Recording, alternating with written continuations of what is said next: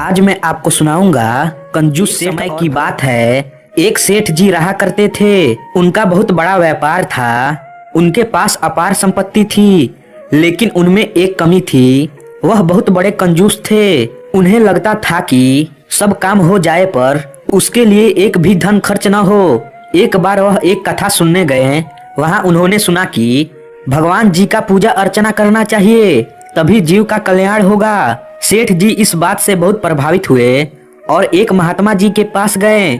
उन्हें प्रणाम किया और उनसे निवेदन किया, हे महाराज जी, मुझे पूजा अर्चना करना है, बहुत इच्छा है मेरी। महात्मा जी ने कहा, यह तो अच्छी बात है, मन से इच्छा है तो जरूर करनी चाहिए। पर सेठ जी ने कहा, महाराज जी, पूजा पाठ में धन खर्च होता है और मेरे अंदर बहुत बड़ी कमी है कि मुझसे धन खर्च किया नहीं जाता। कोई उपाय बताइए कि पूजा पाठ भी हो जाए और धन भी ना खर्च हो। महात्मा जी मुस्कुराए और उन्होंने कहा, सेठ जी, मैं तुम्हें मानसिक पूजा की विधि बताता हूँ। उसमें तुम्हें धन नहीं खर्च करना पड़ेगा। बस आंखें बंद कर मन से उस वस्तु का ध्यान कर परमात्मा को समर्पित कर देना। अब सेठ जी प्रसन्न हो गए कि बिना धन खर्च किए बड़ी आसानी से पूजा होगी। सेठ जी अब मानसिक पूजा करने लगे। मन से ही स्नान करते, अर्चना पूजा करते और तरह तरह के भगवान के लिए पकाकर बनाकर भगवान जी को भोग लगाते। एक दिन सेठ के मन में विचार आया कि क्यों माँ भगवान को चाल की खीर बनाकर भोग लगाया जाए। सेठ जी ने आंखें बंद करके ही खीर बनाना शुरू कर दिया। अब सेठ जी मन से ही खीर बनाना शुरू कर दिया।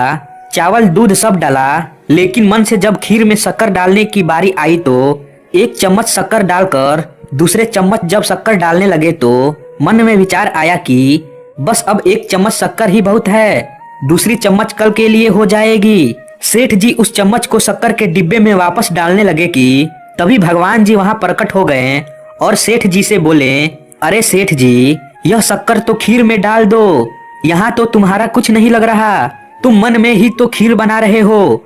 सेठ जी ने आंखें खोली और सामने देखा तो भगवान जी वहां पर थे। इस तरह उनको भगवान जी का दर्शन हुआ और सेठ जी का जीवन सफल हो गया। भगवान जी ने इसलिए सेठ को दर्शन दिए क्योंकि सेठ जी भगवान को मानते थे और सच्चे मन से मानते थे। इस कहानी से हमें यह सीख मिलती है कि दोस्तों, सभी के अंदर कमी रहती है।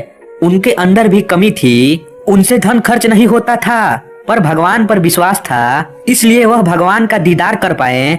हमारे अंदर कितनी भी कमियां क्यों न हो, लेकिन हमें भगवान पर भरोसा रखना चाहिए। तो दोस्तों, आशा करता हूँ यह कहानी आपको अच्छी लगी होगी, तो इसे लाइक करें और हमारे चैनल को सब्सक्राइब करें। धन्यवाद।